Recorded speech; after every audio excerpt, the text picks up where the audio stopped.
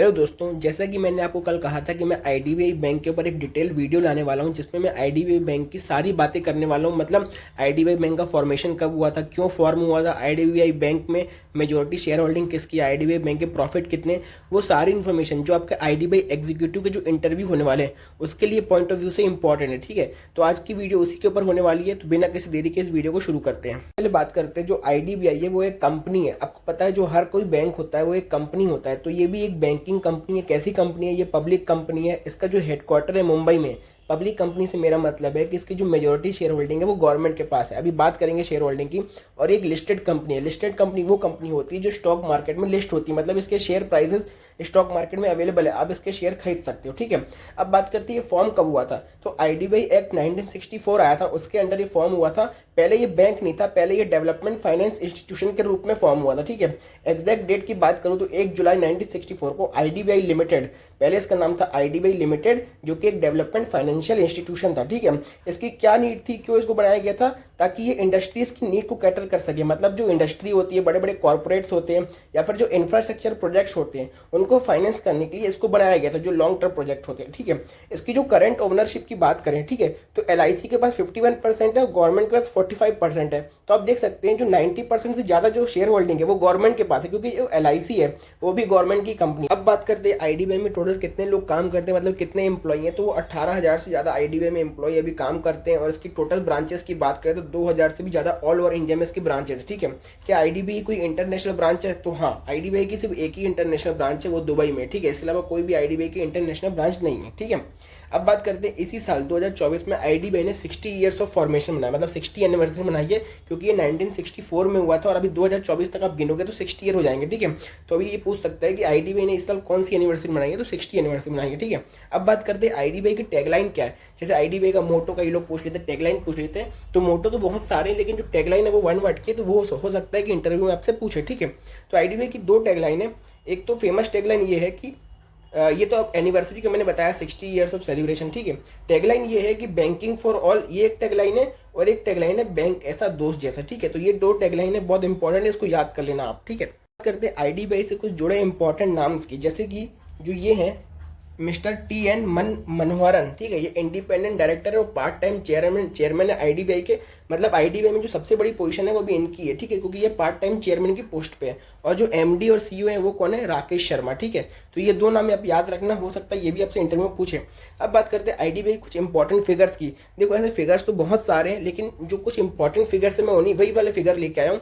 इसमें आपको हो सके जितने हो सके आप उतने याद कर लेना, और हो सके तो पूरे याद कर लेना, क्योंकि हो सकता है कि घुमा फिरा के इन फिगर्स में से क्वेश्चन पूछ ले। ठीक है, तो ये सारे जो डेटा है वो एकदम लेटेस्ट डेटा है, मतलब फाइनेंशियल ईयर 2025 के सेकंड क्वार्टर के डेटा है। अभी प्रेजेंट में थर्ड क्वार्टर चल रहा है, तो थर्ड क्वार्टर खत्म होने वाला है, मतलब अभी रनिंग में है, तो इसलिए जो हमारे पास सारे डेटा है वो सेकंड क्वार्टर के। ठीक है, तो सेकंड क्वार्टर में कैपिटल एजुकेसी रेशियो मतलब सीआर की बात करें तो वो कितना था आईडीबीआई बैंक का? 22.42%। ठीक है, अब बात करते हैं नेट टू प्रॉफिट की। तो नेट टू प्रॉफिट मतलब जो नेट प्रॉफिट है उसकी जो कंपेरिजन हुआ है फाइनेंशियल ईयर 2025 के सेकंड क्वार्टर में, इसका नेट प्रॉफिट कितना था आईडीबीआई बैंक का?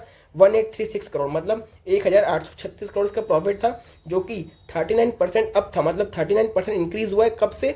जो फाइनेंशियल ईयर 2024 था उसका सेकंड क्वार्टर से, मतलब फाइनेंशियल ईयर 2024 जो पिछले साल के सेकंड क्वार्टर से इस साल के क्वार्टर में 39% इंक्रीज हुआ है। और वैल्यू में कितना इंक्रीज हुआ है? 1836 करोड़ पहुंच गया। ठीक है, और क्वार्टर वन की बात करें, मतलब फाइनेंशियल ईयर 2025 से क्वार्टर वन में कितना ग्रोथ हुआ था? 40% का। इसके कंपेरिजन में फाइनेंशियल ईयर 24 के क्वार्टर वन से। ठीक है, और अब बात करते हैं जो क्वार्टर वन था फाइनेंशियल ईयर 2025 का, क्वार्टर वन से लेकर क्वार्टर टू में नेट प्रॉफिट में कितनी ग्रोथ हुई है? 7% की ग्रोथ हुई है नेट प्रॉफिट में। ठीक है, जो क्वार्टर वन है वो कब से गिना जाता है? अप्रैल से जून के बीच में फाइनेंशियल ईयर 2025 में, और जो क्वार्टर टू है वो जुलाई से सितंबर के बीच में। तो अभी प्रेजेंट में थर्ड क्वार्टर चल रहा है, इसलिए हमारे पास सारे डेटा सेकंड क्वार्टर के। ठीक है, अब बात करते हैं नेट इंटरेस्ट इनकम की। देखो, जो आईडीबीआई जितनी जो आईडीबीआई की इनकम होती है इंटरेस्ट से, और सामने कुछ आईडीबीआई इंटरेस्ट पे भी करता होगा, मतलब आईडीबीआई ने बहुत सारे लोन ले रखे होंगे, तो उसके लिए आईडीबीआई कुछ इंटरेस्ट पे भी करता होगा, लेकिन उसकी आईडीबीआई की इंटरेस्ट से कमाई भी होती होगी। तो अपन जितनी कमाई हुई है और जितना इंटरेस्ट पे किया उन दोनों का डिफरेंस निकाले तो नेट इंटरेस्ट इनकम निकलती है। तो वो कितनी है? उसमें कितना ग्रोथ हुआ है? तो उसमें 26% का ग्रोथ हुआ है ईयर ऑन ईयर। मतलब जो फाइनेंशियल ईयर 2025 है उसके क्वार्टर टू में 26% ग्रोथ मिला है। किसकी कंपैरिजन में? जो फाइनेंशियल ईयर 2024 था उसके क्वार्टर टू में। मतलब यहाँ मैं लिख देता हूँ, जैसे कि फाइनेंशियल ईयर 2024 का जो Q2 था उसके मुकाबले कंपेयर करें Q2 फाइनेंशियल ईयर 2025 में, तो 26% ग्रोथ मिला है और वैल्यू कितनी पहुंच गई है 3875, मतलब 3875 करोड़ की वैल्यू टच हो गई है नेट इंटरेस्ट इनकम आईडीबीआई की, तो बहुत अच्छी इनकम है। ठीक है, अब बात करते हैं ग्रॉस एनपीए की, तो ये बहुत सबसे इंपॉर्टेंट जो डेटा है वो ये है ग्रॉस एनपीए का।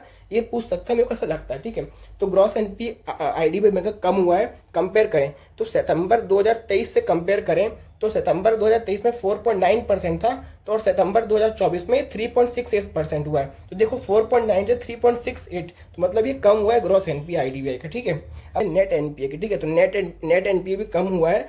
इसको भी कंपेयर करते सितंबर 2023 से, मतलब सितंबर 2023, अरे यार क्या हो रहा है, एक सेकंड ना, सितंबर 2023 से इसको कंपेयर करें सितंबर 2024 को, तो सितंबर 2023 में 0.39 था और सितंबर 2024 में 0.2% हो गया है। तो मतलब ग्रॉस एनपीए भी कम हुआ है और नेट एनपीए भी कम हुआ है, तो ये बैंक के लिए एक पॉजिटिव चीज़ है। ठीक है, अब बात करते हैं टोटल डिपॉजिट कितना है आरबीआई का, तो इसमें भी 11% की ईयर ऑन ईयर ग्रोथ देखने मिली है। तो भी प्रेजेंट में आपसे पूछे टोटल डिपॉजिट कितने के, तो 2.77 ट्रिलियन के।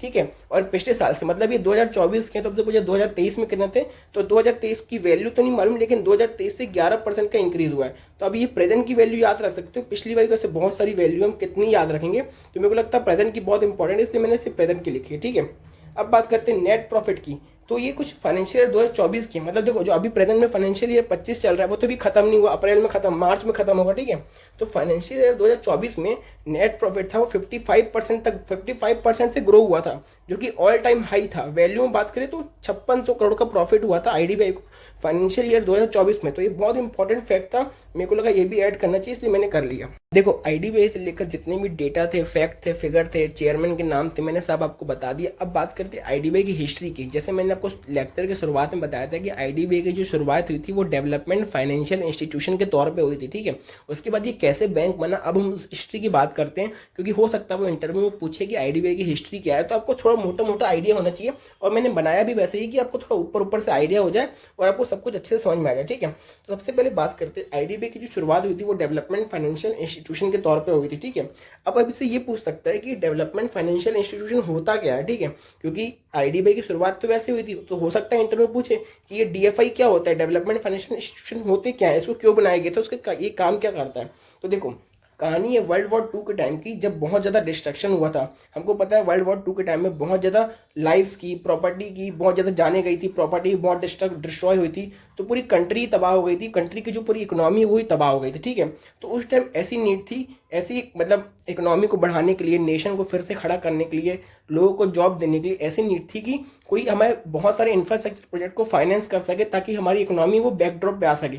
मतलब हो सकता है नई इंडस्ट्री क्रिएट करना हो, नए जॉब्स प्रोड्यूस करना हो, जैसे रोड खराब हो गई है तो नए रोड्स बनाना हो, नई इंडस्ट्रीज लगानी हो, तो उन सब के लिए फाइनेंस की जरूरत थी। ठीक है, उसी टाइम ऐसा कॉन्सेप्ट आया कि एक ऐसा इंस्टीट्यूशन होना चाहिए जो ये लॉन्ग टर्म प्रोजेक्ट को फाइनेंस कर सके। पर आपके मन में ख्याल आएगा क्यों, ऐसा भी तो हो सकता है कि वो बैंक के पास चले जाते हैं, अलग से इंस्टीट्यूशन बनाने की क्या जरूरत थी, बैंक भी तो फाइनेंस करते हैं। तो मैं कहूँगा हाँ ठीक है, बैंक भी फाइनेंस करते हैं, तो अलग से इंस्टीट्यूशन बनाने की ये जरूरत पड़ी थी, क्योंकि देखो जो ये डेवलपमेंट फाइनेंशियल इंस्टीट्यूशन होते हैं ना, ये लॉन्ग टर्म प्रोजेक्ट को फाइनेंस करते हैं बहुत कम इंटरेस्ट में। वहीं जो बैंक होते हैं वो शॉर्ट टू मीडियम टर्म के प्रोजेक्ट को फाइनेंस करते हैं, उनका इंटरेस्ट रेट हाई होता है। क्योंकि आप बैंक का बिजनेस मॉडल समझो, बैंक डिपॉजिट एक्सेप्ट करता है फिर लोन देता है। अगर बैंक इतने लंबे लंबे प्रोजेक्ट में फाइनेंस करेगा तो बैंक की मतलब जो बैलेंस शीट है वो मतलब गड़बड़ा जाती है, इसलिए बैंक जो एकदम लंबे प्रोजेक्ट हैं उसको फाइनेंस नहीं करता है। और बैंक का जो इंटरेस्ट रेट है वो हाई होता है, क्योंकि बैंक ऑफ कोर्स जगह जगह ब्रांचेस खोलनी रहती है, डिपॉजिट एक्सेप्ट करने होते हैं, सर्विस चार्ज, बैंक के एम्प्लॉय ज़्यादा होते हैं, तो उनमें बैंक के इंटरेस्ट रेट ज़्यादा होते हैं। तो उस समय एक ऐसे इंस्टीट्यूशन की जरूरत थी जो लॉन्ग टर्म प्रोजेक्ट को फाइनेंस कर सके और बहुत कम इंटरेस्ट में। इसलिए कॉन्सेप्ट आया डेवलपमेंट फाइनेंशियल इंस्टीट्यूशन का, जो ऐसे बड़े बड़े प्रोजेक्ट को फाइनेंस कर सकता है और कम इंटरेस्ट में। ठीक है, तो सबसे पहले बात करें इंडिया में भी इसका कॉन्सेप्ट आया, यूरोप में तो डेवलप हो गया था, फिर इंडिपेंडेंस के बाद 1948 में इंडिया में इसका सबसे पहला कॉन्सेप्ट आया, जब इंडस्ट्रियल फाइनेंस कॉर्पोरेशन नाम की एक कंपनी खुली, जिसको हम फर्स्ट डेवलपमेंट फाइनेंशियल इंस्टीट्यूशन कहते हैं इंडिया में। ठीक है, ये क्या किया इसने ना, जो इंडिया में बड़े बड़े प्रोजेक्ट को फाइनेंस करना शुरू कर दिया। ये किस पे बेस्ड था, यूरोप में जैसे इकोनॉमी डेवलप हुई थी वर्ल्ड वॉर 2 के टाइम में इसकी मदद से, वैसे इंडिया में भी सोचा गया कि ये भी बड़े बड़े प्रोजेक्ट को, बड़े बड़े इंफ्रास्ट्रक्चर प्रोजेक्ट को फाइनेंस करेगा, क्योंकि इंडिया को भी हमें डेवलप करना था इंडिपेंडेंस के टाइम में। ठीक है, तो इसकी शुरुआत हुई। फिर 1995 में आईसीआईसीआई बैंक, जो आज बैंक है, वो भी पहले डेवलपमेंट फाइनेंशियल इंस्टीट्यूशन के तौर पे स्थापित किया गया था, उसका फुल फॉर्म था industrial credit and investment corporation of India. ठीक है, तो इसी लाइन में 1964 में एक और डेवलपमेंट फाइनेंशियल इंस्टीट्यूशन डेवलप होती है जिसका नाम है आईडीबीआई, जिसकी फुल फॉर्म है industrial development bank of India. ठीक है, ये 1964 में डेवलप होता है आईडीबीआई ऐसा डेवलपमेंट फाइनेंशियल इंस्टीट्यूशन। ठीक है, इसका काम क्या था, ये भी इंडस्ट्रियल की नीड्स को कैटर करता था, बड़े बड़े लॉन्ग टर्म प्रोजेक्ट को फाइनेंस करता था। ठीक है, और 1964 में जब ये डेवलप हुआ तो ये फुल्ली ओन सब्सिडी था आरबीआई की, मतलब इसके जो 100% जो शेयर होल्डिंग थी, मतलब जो 100% जो कंट्रोल थे वो आरबीआई के पास थे 1964 में। मतलब हम कह सकते हैं 1964 में ये पूरी तरह से गवर्नमेंट फाइनेंशियल इंस्टीट्यूशन था जो बड़े बड़े प्रोजेक्ट को फाइनेंस करता था। ठीक है, तो एग्जैक्टली आईडीबीआई बैंक करता क्या था और क्या उसने इन चीज़ों को कैटर किया, इन सब नीड्स को कैटर किया? तो हाँ, आईडीबीआई बैंक ने इन सब चीज़ों को कैटर किया अच्छे से, वो बड़े बड़े प्रोजेक्ट को उसने फाइनेंस किया और बैलेंस किया जोग्राफिकल स्पीड ऑफ इंडस्ट्री। जैसे मान लो इंडिया में ऐसे बहुत सारी जगह है जो पिछड़े इलाके थे, वहाँ पर इंडस्ट्री जाना नहीं चाहती थी, लेकिन आईडीबीआई ने उन जगह भी लोगों को पैसे दिए कि ताकि वो वहाँ जाके इंडस्ट्रीज लगाए और उन जगह का भी विकास हो सके। ठीक है, तो और इन्होंने development of identified backward areas, मतलब बहुत सारे ऐसे आदिवासी एरिया थे, बैकवर्ड एरिया थे, तो बहुत ज़्यादा पिछड़े थे,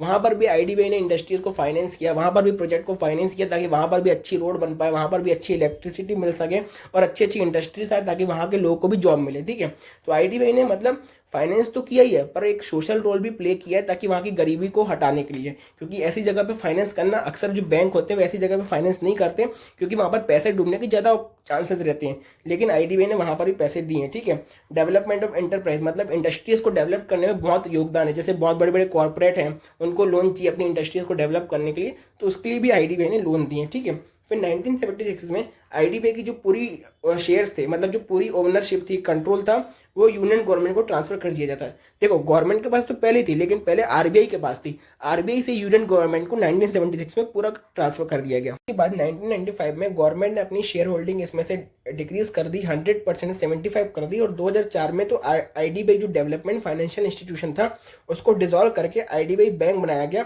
और जो आईडीबीआई जो डेवलपमेंट फाइनेंशियल इंस्टीट्यूशन था वो आईडीबीआई बैंक में मर्ज हो गया।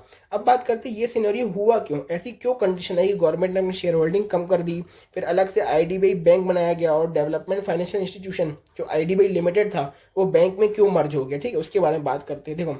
देखो 1991 में एक कमेटी बनी थी जिसको बोलते हैं कमेटी ऑन बैंकिंग रिफॉर्म्स, उसको नरसिम्हम कमेटी कहते हैं, बहुत फेमस कमेटी, आपने जरूर इसका नाम सुना होगा, नरसिम्हन कमेटी। ये आरबीआई के एक्स गवर्नर भी रह चुके हैं। ठीक है, तो इन्होंने एक सजेशन दिया, उन्होंने कहा कि हमें डेवलपमेंट फाइनेंशियल इंस्टीट्यूशन को डिसॉल्व कर देना चाहिए। अब उन्होंने ऐसा क्यों कहा, क्योंकि देखो इंडिया में जितने भी डेवलपमेंट फाइनेंशियल इंस्टीट्यूशन काम कर रहे थे उसमें जो मेजोरिटी शेयर होल्डिंग थी वो गवर्नमेंट की थी। अब जिस कंपनी में गवर्नमेंट की मेजोरिटी शेयर होल्डिंग होती है तो गवर्नमेंट उसमें क्या करती है, अपने लोगों को बैठा देती है, अपने मतलब रिश्तेदारों को बैठा देती है बोर्ड ऑफ डायरेक्टर में, तो उसमें एक नेपोटिज्म आ जाता है। तो जब नेपोटिज्म आ जाता है कंपनी में तो पॉलिटिकल मोटिवेटेड लेंडिंग हो जाती है, मतलब कंपनी को पता रहता है कि जो प्रोजेक्ट हम फाइनेंस कर रहे हैं वो इकोनॉमिकली वायबल नहीं है, मतलब उसमें लॉस हो सकता है, लेकिन फिर भी पॉलिटिक्स के कारण कंपनी उसको फंड कर देती है क्योंकि उसमें नेपोटिज्म आ जाता है और पॉलिटिकल मोटिवेटेड रहता है। ये चीज़ आपने भी नोटिस की होगी, तो ये ऐसी डेवलपमेंट फाइनेंशियल इंस्टीट्यूशन में ये चीज़ बहुत देखी गई। ठीक है, और जब भी कोई प्रोजेक्ट को लोन देना था तो उसमें प्रोफेशनलिज्म नहीं था, मतलब जैसे मान लो कोई कंपनी किसी प्रोजेक्ट को लोन देती है तो पहले एसेस करती है कि वो प्रोजेक्ट फायदा करेगा कि नहीं करेगा, वो प्रोजेक्ट से रिटर्न जनरेट होंगे कि नहीं होंगे, पर इन सब चीज़ों को नज़रअंदाज करते हुए बहुत सारी ऐसी चीज़ों को लोन दिया गया जिसमें पैसा बहुत ज़्यादा डूब गया डेवलपमेंट फाइनेंशियल इंस्टीट्यूशन का। तो इस चीज़ों से जो जितने भी डीएफआई थे उनमें जो एनपी है वो बहुत ज़्यादा बढ़ गया, इसलिए जो नरसिम्हन कमेटी ने कहा कि इन सबको डिसॉल्व कर देना चाहिए या फिर गवर्नमेंट को इनसे अपनी शेयर होल्डिंग कम करनी चाहिए। अगर गवर्नमेंट की शेयर होल्डिंग कम होगी तो इनके जो बोर्ड ऑफ डायरेक्टर हैं उसमें अच्छे प्राइवेट लोग बैठेंगे, जो प्रोफेशनल हैं वो लोग बैठेंगे, ताकि वो अच्छे से प्रोजेक्ट को एसेस कर पाएँ और वो लोन ऐसी जगह दें जहाँ पर पैसा डूबे ना। ठीक है, तो इसी वजह से 1995 में गवर्नमेंट ने आईडीबीआई से अपनी जो शेयर होल्डिंग है वो कम कर दी थी, इसी कमेटी के रिकमेंडेशन के बाद। ठीक है, तो अब गवर्नमेंट ने अपनी शेयर होल्डिंग को कम कर दी आईडीबीआई से 100% 75। तो पहले क्या होता था, जब गवर्नमेंट की 100% शेयर होल्डिंग थी तो आईडीबीआई किसी को लोन देने के लिए पैसे कहाँ से लाता था, तो वो गवर्नमेंट से मतलब उधार लेता था, गवर्नमेंट से पैसे मोबिलाइज करता था या फिर कोई और इंस्टीट्यूशन से, क्योंकि आईडीबीआई पूरा गवर्नमेंट बैक्ड है तो हर कोई इंस्टीट्यूशन आईडीबीआई को लोन दे देता था, फिर उसी लोन को आईडीबीआई आगे पास कर देता था। पर लेकिन आईडीबीआई से जब गवर्नमेंट ने अपनी शेयर होल्डिंग कम कर दी तो उसके बाद आईडीबीआई के पास कोई ऑप्शन नहीं बचा कैसे पैसे को रेस किया जाए, तो उन्होंने सोचा कि हम मार्केट से पैसे रेस करते हैं। पर उस समय मार्केट की कंडीशन भी बहुत बुरी हो चुकी थी, क्योंकि 1991 में एलपीजी का टाइम था, तो इकोनॉमी नई नई डेवलप हो रही थी, और जो डेवलपमेंट फाइनेंशियल इंस्टीट्यूशन है उनका नाम बहुत ख़राब हो चुका था, क्योंकि सबको पता था कि इनके पास हाई एनपी है, और जो ये प्रोजेक्ट फाइनेंस करते हैं वो देख के नहीं फाइनेंस करते, जिसकी वजह से इनके जो लोन होते हैं वो एनपीए में तब्दील हो जाते हैं, तो कोई भी इनमें पैसा लगाना नहीं चाह रहा था। तो आईडीबीआई ने क्या किया, 2004 में एक नई कंपनी बनाई, और वो थी बैंकिंग कंपनी, जिससे उनका ये आइडिया था कि हम बैंकिंग कंपनी खोल के जो पब्लिक के डिपॉजिट है उससे मनी को मोबिलाइज करेंगे और आगे इन्वेस्ट करेंगे पैसे इंफ्रास्ट्रक्चर प्रोजेक्ट में, या फिर जो बड़े बड़े प्रोजेक्ट है उनमें इन्वेस्ट करेंगे। तो आईडीबीआई का ये प्लान था। तो 2004 में वैसे ही हुआ। आईडीबीआई ने क्या किया, 2004 में एक नई कंपनी खोली जो बैंकिंग कंपनी थी, ताकि जो पब्लिक है उससे पैसे को मोबिलाइज किया जा सके।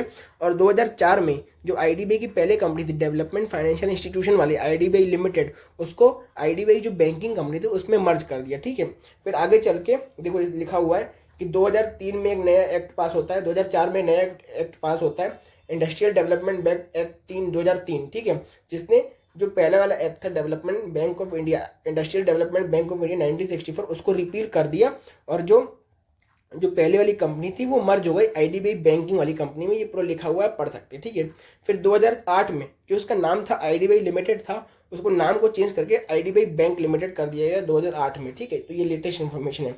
उसके बाद 2004 के बाद जब आईडीबीआई बैंकिंग कंपनी की स्थापना हुई, तो उसके बाद क्या हुआ, आईडीबीआई ने बड़े बड़े प्रोजेक्ट को फिर से लोन देने चालू कर दिया, क्योंकि उनको पैसे तो मोबिलाइज हो रहे थे पब्लिक से।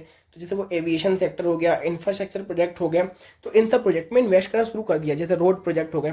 फिर उसके बाद क्या होता है, 2008 और 9 में कोल स्कैम हो गया, 2G स्कैम हो गया, तो वैसे बहुत बड़े बड़े स्कैम हो रहे थे। तो उससे क्या हुआ, एक पॉलिसी पैरालिसिस की समस्या आ गई। पॉलिसी पैरालिसिस का मतलब होता है जब जो गवर्नमेंट होती है वो कोई भी डिसीजन लेने से चूकती है, क्योंकि बहुत सारे स्कैम आ रहे थे, तो गवर्नमेंट को भी डर था कि अगर हम कुछ नया डिसीजन लेंगे तो हो सकता है इसमें भी स्कैम ना हो जाए, इसलिए गवर्नमेंट रुक रही थी कि कोई नया स्कैम ना हो। और इलेक्शन का भी टाइम था, तो गवर्नमेंट सोच रही थी इलेक्शन निपट जाए, उसके बाद हम कोई नए डिसीजन में एक्शन लेंगे, तब तक लिए कोई एक्शन नहीं लिए जा रहे थे। तो क्या हुआ, ऐसे बड़े बड़े स्कैम का कोई भी पॉलिसी प्राइस की सिचुएशन आ गई, और जो नए प्रोजेक्ट थे उनको अप्रूवल ही नहीं मिल रहा था, जिसकी वजह से जो प्रोजेक्ट है वो बहुत ज़्यादा डिले हो गए, और बहुत ज़्यादा हाई एनपी हो गया आईडीबीआई बैंक में। हाई एनपीए की समस्या तो बढ़ती गई। उसके बाद आईडीबीआई में क्या हुआ, अभी भी जो आईडीबीआई थी वो गवर्नमेंट कंट्रोल कंपनी थी, तो बहुत सारी ऐसी सिचुएशन हुई जिसमें एवरग्रीनिंग ऑफ लोन हुआ। एवरग्रीनिंग ऑफ लोन मतलब होता है, जैसे मान लो आईडीबीआई ने किसी को लोन दिया हो, लेकिन वो आदमी लोन चुका नहीं पा रहा हो, तो आईडीबीआई ने उसको नया लोन दे दिया ताकि वो पहले वाले लोन को चुका सके। मतलब एक लोन के बदले दूसरा लोन, फिर तीसरा लोन, ऐसे चलते गया, तो उसे कहते हैं एवरग्रीनिंग ऑफ लोन। तो इसकी वजह से जो आईडीबीआई है उसमें एनपी की समस्या और बढ़ गई, और अनप्रोफेशनलिज्म तो था ही, क्योंकि अभी भी गवर्नमेंट कंपनी थी, तो बहुत सारे गवर्नमेंट के लोग इसमें बैठे हुए थे, तो बहुत सारे ऐसे प्रोजेक्ट भी फाइनेंस हुए जो इकोनॉमिकली वायबल नहीं थे। तो इन सब के कारण आईडीबीआई में जो एनपीए की समस्या बहुत ज़्यादा बढ़ गई। फिर टाइम आता है 2018, तो इन सब समस्या को देख के, क्योंकि आईडीबीआई तो बैंकिंग मतलब गवर्नमेंट कंपनी थी, तो एनपीए बहुत ज़्यादा बढ़ गया, 55,000 करोड़ का एनपीए हो गया, जो कि जितने भी बैंक थे सबसे ज़्यादा एनपीए आईडीबीआई का था 2018 में। ठीक है, वो कितना था, 28%, मतलब जितने भी आईडीबीआई ने लोन दिए थे उसका 28% तो आईडीबीआई का एनपीए हो गया था। तो 2018 की बात है, गवर्नमेंट ने सोचा कि इसको बेल आउट करना पड़ेगा, मतलब गवर्नमेंट ने सोचा कि आईडीबीआई बैंक को बचाना होगा, क्योंकि इसका बहुत ज़्यादा लोन एनपीए में चले गया। तो गवर्नमेंट ने एलआईसी की मदद से 21,000 करोड़ का कैपिटल आईडीबीआई में डलवाया, जिसकी वजह से आईडीबीआई दोबारा स्टैंड हो पाया। ठीक है, इसलिए आज की बात करें तो गवर्नमेंट जो आईडीबीआई बैंक है उसमें 51% जो स्टेक है वो एलआईसी का है, 45% स्टेक है वो गवर्नमेंट ऑफ इंडिया का है। ठीक है, तो ये अभी प्रेजेंट की सिचुएशन है। और अभी कुछ टाइम पहले न्यूज़ आई थी कि जो गवर्नमेंट है वो एलआईसी वो डिसाइड कर रहे हैं कि 60% अपना स्टेक आईडीबीआई बैंक में जो है उसको बेचने की तैयारी कर रहे हैं। ठीक है, तो जनवरी 2023 में ये बात सामने आई थी, और अभी भी ये अंडर प्रोसेस है। ठीक है, तो दोस्तों ये रही आईडीबीआई की पूरी हिस्ट्री। हमने समझा आईडीबीआई कैसे शुरुआत हुई थी, डेवलपमेंट फाइनेंशियल इंस्टीट्यूशन थे, और आईडीबीआई में कैसे एनपीए बहुत बड़ा, कैसे गवर्नमेंट ने अपनी शेयर होल्डिंग कम की, और कैसे एलआईसी की मदद से आईडीबीआई फिर से स्टैंड आउट हुआ। और आज स्थिति ये है कि आईडीबीआई इंडिया का one of the most profitable banks में, हमने अभी डेटा कुछ देर पहले ही देखा है। ठीक है, तो ये रही पूरी आईडीबीआई की हिस्ट्री। मेरे को नहीं लगता इसके अलावा आपको कुछ भी पढ़ना है इंटरव्यू के लिए। इंटरव्यू में जितना आएगा वो सारी डिटेल मैंने इसके लिए कवर की है। और अगर आपको वीडियो पसंद आया हो तो चैनल को सब्सक्राइब करना, बहुत मेहनत लगी इस वीडियो को बनाने के लिए। तो तब तक के लिए goodbye, all the best आपको इंटरव्यू के लिए।